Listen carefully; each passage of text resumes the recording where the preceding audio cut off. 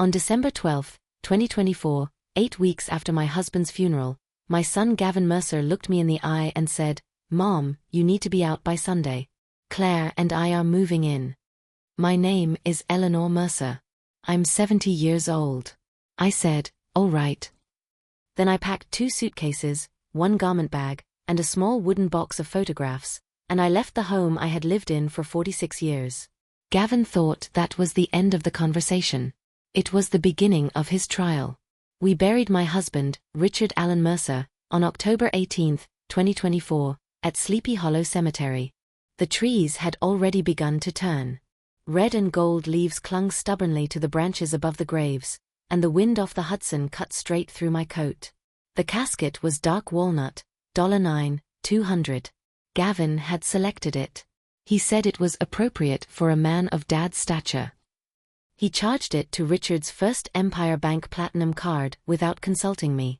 223 people attended the service. I counted them. I count when I'm grieving. It gives my mind something orderly to do. Richard was 74 when heart failure took him. We had been married 46 years. I met him at a boutique accounting firm in Boston when I was 24, working as a junior financial analyst. He liked to tell people I could find a 52-cent discrepancy in a 1,000-line ledger in under 5 minutes. "I married a calculator," he used to joke.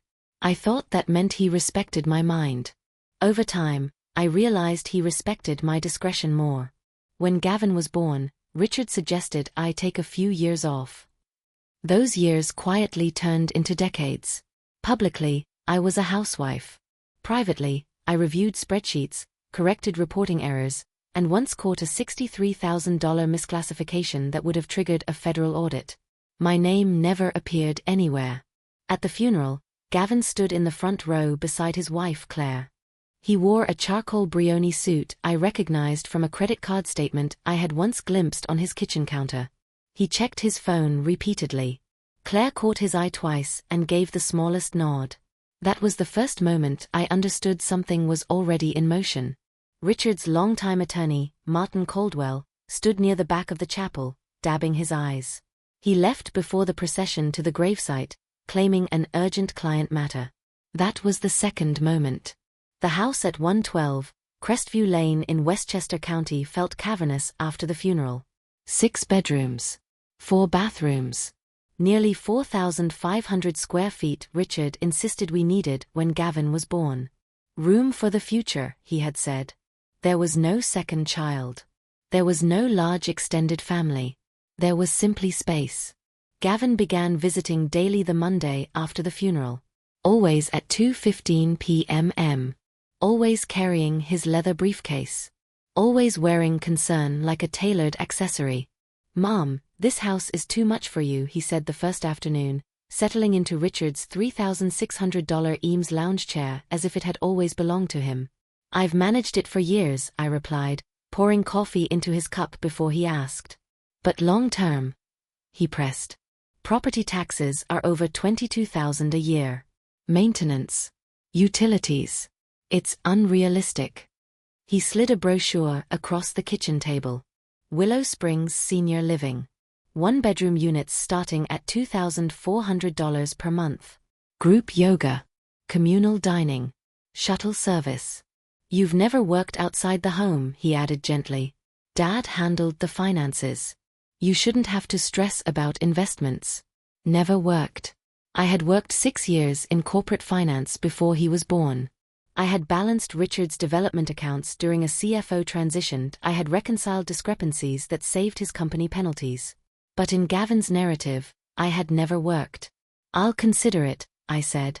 He left abruptly that afternoon and forgot his briefcase. I carried it to the hallway table, intending to call him. It tipped slightly when I set it down, and the clasp opened. Inside were 7 property listings in our neighborhood. Claire's handwriting circled phrases like prime resale opportunity and quick turnover potential. On a yellow legal pad in Gavin's handwriting were 4 words: wait for probate. Secure title. I took photographs with my phone. I replaced everything precisely. 10 days later, Gavin invited me to what he called a family dinner. He and Claire arrived with a bottle of wine and Martin Caldwell. After dessert, Martin removed a folder from his briefcase. "Eleanor," he said gently, "Richard updated his will earlier this year." According to the document, dated April 3, 2024, Richard had left the house, all investments, and all business interests to Gavin. I was to receive $75,000 in cash. Dad wanted someone experienced managing complex assets, Gavin explained. "You wouldn't want the burden." The date on the will was 2 days after Richard's cardiologist warned that his condition was deteriorating rapidly. I asked for a copy. I did not cry. By mid-December, Gavin returned with my suitcases. "I've been named managing director at Harrington & Cole," he announced. "We need the right address before the January announcement." Claire stood beside him holding an envelope. "We've secured you a lovely unit at Willow Springs," she said brightly. "The deposit's already paid from your $75,000. "This is my home," I said. Gavin handed me the will again. "Legally," he replied, "it isn't." 3 hours later, I was sitting in room 208 at the Harborview Motor Lodge off Route 9. The room cost $81 a night. The carpet smelled faintly of mildew. The television remote was missing its battery cover. I placed the wooden box of photographs on the small laminate desk and made lists. There was something Gavin did not know. 12 years earlier, during a strained period in my marriage, I had copied the key to Richard's locked filing cabinet. I never used it for anything improper. But once, while retrieving tax records, I noticed a sealed envelope at the back of the bottom drawer labeled, "For Eleanor only." The morning after I checked into the motel, I returned quietly to the house while Gavin and Claire were at work. I unlocked the cabinet and retrieved the envelope. Inside was a business card, Jonathan Price and Adler Estate and Trust Law, and a handwritten note from Richard. "If anything feels wrong, call Jonathan. Trust only him." When I called, Jonathan Price did not sound surprised. "Mrs. Mercer," he said calmly, "I've been expecting your call." The will Gavin presented was a forgery. 5 days after the forged document's supposed execution, Richard had signed a new will in Jonathan's office, witnessed, notarized, and recorded. Under the legitimate will, I inherited the house outright. I received 70% of all assets. Gavin received 30%, but only if he committed no fraud, coercion, or financial exploitation against me within 2 years of Richard's death. If he violated that clause, his entire share would transfer to me. Richard had also recorded video testimony. In it, he admitted he feared Gavin's mounting gambling debts and increasingly reckless financial decisions. He worried our son might attempt to manipulate me after his death. "Ellie," Richard said in the recording, looking directly into the camera, "you are stronger than you let anyone see. Don't let him convince you otherwise." Over the next 3 weeks, Jonathan and a private investigator named Sophia Ramirez gathered evidence. Bank transfers from Gavin to Martin Caldwell totaling $135,000. Text messages discussing expediting probate. A forensic document examiner confirmed the signature on the forged will did not match Richard's tremor-affected handwriting. Court records revealed Gavin had previously been sued for fraud by Claire's father. The case had been dismissed quietly after a private settlement. At Jonathan's direction, I met Gavin for lunch at a steakhouse in White Plains and recorded our conversation. He said, "I just formalized what Dad intended. You wouldn't know what to do with serious money anyway." That recording ended with detectives approaching our table. Gavin was arrested in the parking lot. The trial in Westchester County Supreme Court lasted 5 days. Forgery, fraud, elder financial exploitation, conspiracy. The jury deliberated 7 hours. Guilty on all counts.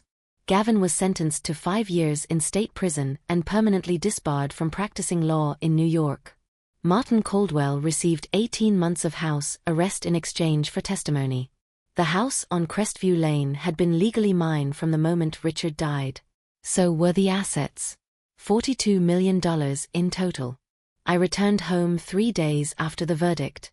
The locks were changed. The utilities were back in my name.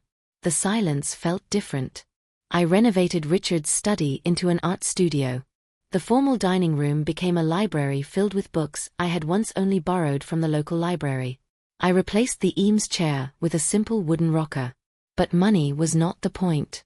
In September 2025, I established the Mercer Foundation for Elder Justice with $7 million in seed funding. In our first year, we assisted 61 seniors across New York facing financial abuse by family members.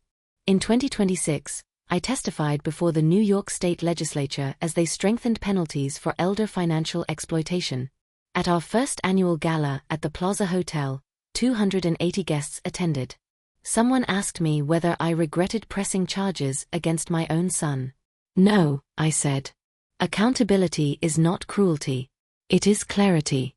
Gavin has called from prison 24 times. Sometimes I answer. Sometimes I let it ring. Now, the choice belongs to me. At 71, I discovered something far more valuable than inheritance. For most of my life, I mistook quietness for weakness. I am still quiet. But I am no longer powerless. And for the first time, I am entirely, unapologetically myself.